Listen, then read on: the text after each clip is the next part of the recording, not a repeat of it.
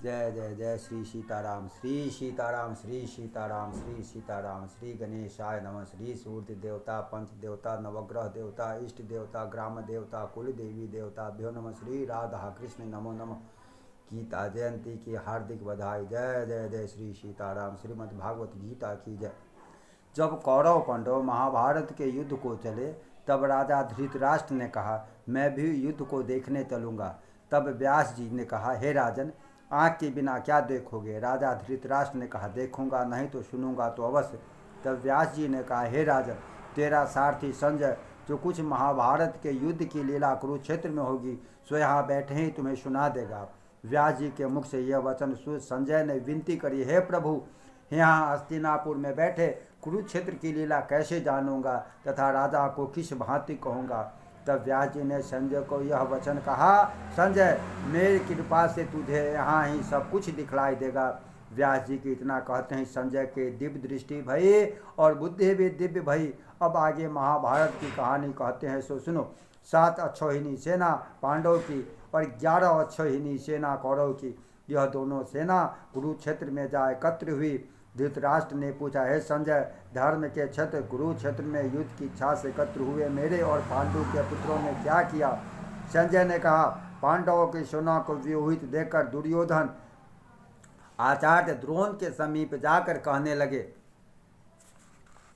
हे आचार्य, देखिए, आपके शिष्य बुद्धिमान द्युपद पुत्र ने पांडवों की बड़ी सेना की कैसी व्यूह रचना की है। इस सेना में अर्जुन, भीम जैसे बड़े बड़े धनुर्धारी और विराट महारथी द्युपद, धृष्ट केतु, चेकितान, बलवान, काशीराज, पुरुजीत, कुंती भोज, नरों में श्रेष्ठ सभ्य, पराक्रमी युधामन्यु, बलवान, उत्तमौजा, अभिमन्यु और द्रौपदी के पुत्र सब के सब महारथी हैं। हे ब्राह्मण श्रेष्ठ, आपके स्मरणार्थ अब मैं अपनी सेना के प्रधान सेनापतियों के नाम बतलाता हूँ। आप भीष्म, कर्ण, युद्ध, विजय, कृपाचार्य, अश्वत्थामा, विकर्ण, सोमदत्त का पुत्र भूरिश्रवा और बहुत से सूरवीर मेरे लिए प्राण तक देने को तैयार हैं। ये लोग शस्त्र चलाने में अति निपुण हैं। हमारी सेना का जिसके भीष्म रक्षक हैं अपरिमित बल है और उनकी सेना जिसके भीम रक्षक हैं थोड़ा बल है। और अब आप सब अपने अपने मोर्चे पर सावधान रहकर सेनापति की रक्षा कीजिए। भीष्म पितामह ने दुर्योधन को प्रसन्न करते हुए और ऊंचे स्वर में गरजते हुए शंख बजाया। फिर वहां चारों ओर शंख, नगारे, ढोल, गोमुख आदि बजने लगे, जिनका बड़ा भयंकर शब्द हुआ। जिसके अनंतर भगवान श्री कृष्ण और पांडव अर्जुन ने दिव्य शंखों को बजाया।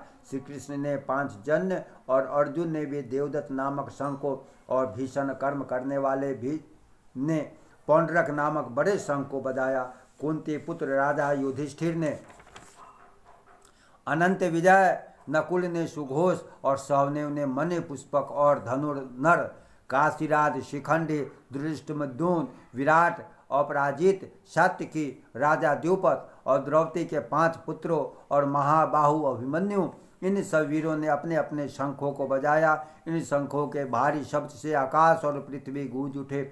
धृतराष्ट्र के पुत्रों के हृदय काँप उठे।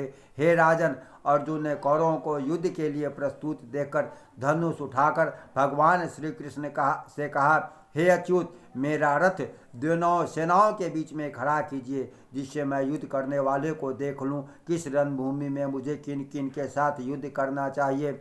दुर्बुद्धि दुर्योधन की प्रीति करने वाले जो युद्ध के लिए यहाँ एकत्रित हुए उनको देखूंगा। संजय ने कहा, हे राजन, अर्जुन की बात सुनकर भगवान श्री कृष्ण ने भीष्म, द्रोण आदि वीरों के सामने उत्तम रथ को खड़ा करके कहा, हे वीर, युद्ध के लिए उद्यत उन कौरवों को देख लो। अर्जुन ने चाचा, बाबा, गुरु, मामा, भाई, पुत्र, पौत्र, मित्र, ससुर और स्वजनों को शस्त्रों से सुसज्जित खड़े देख उसने उन दोनों सेनाओं में अपने ही सब बांधवों को देखकर परम दयार्द हुए यह वचन कहे, हे कृष्ण, युद्ध की इच्छा से आए हुए इन अपने बंधुओं को देख, मेरे अंग ढीले होते जाते हैं और मुख सूखा जा रहा है, मेरा शरीर बेकल होता है, गांडीव हाथ से गिरा जाता है। हे केशव, मुझ में यहाँ खड़े रहने की सामर्थ्य नहीं है और सब लक्षण मैं उल्टे देख रहा हूँ और संग्राम में अपने स्वजनों का वध करके कोई लाभ नहीं होगा। हे कृष्ण, मैं जीत, राज और सुख भी नहीं चाहता हूँ। हे प्रभु, हमको राज, भोग और जीवन से क्या लाभ, क्योंकि जिनके लिए राज भोग और सुख की इच्छा की जाती है, वे सब इस युद्ध में प्राण और धन की इच्छा छोड़ मरने को तैयार है। आचार्य, पिता, पुत्र, पितामह, मातामह, ससुर, पौत्र, शाले और संबंधी, ये सब मुझे मारे तो भी हे मधुसूदन मैं उन्हें मारने की इच्छा नहीं करूँगा। हे जनार्दन, त्रिलोक के राज के लिए भी मैं उन्हें मारना नहीं चाहता, फिर इस पृथ्वी के लिए के राज्य के लिए तो कहना ही क्या। हे जनार्दन, धृतराष्ट्र के पुत्रों को मारकर हमारा क्या भला होगा, इसलिए हमें अपने भाई धृतराष्ट्र के पुत्रों को मारना अनुचित है। हे माधव, स्वजनों को मारकर क्या हम सुखी हो सकते हैं? ये सब लोभ के वशीभूत हैं और कुल के नाश करने तथा मित्र द्रोह करने में, पाप द्रोह करने में पाप को नहीं देखते।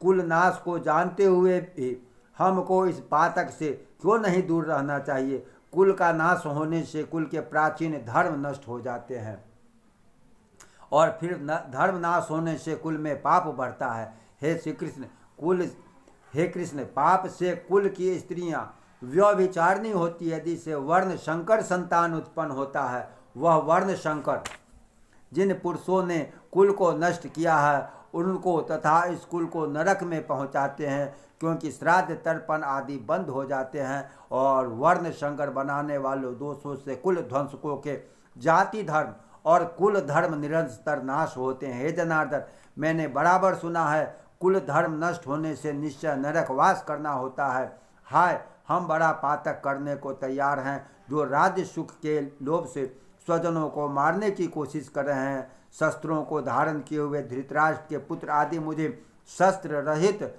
और उपायहीन को रणभूमि में वध कर डाले तो मेरा बहुत कल्याण हो। संजय ने कहा, हे राजन, यह कहकर दुखित होकर अर्जुन ने धनुष बाण फेंक दिया और रथ के पिछले हिस्से में जा बैठा। प्रेम से बोलिए गीता महात्म्य की जय। श्री राधा कृष्ण की जय।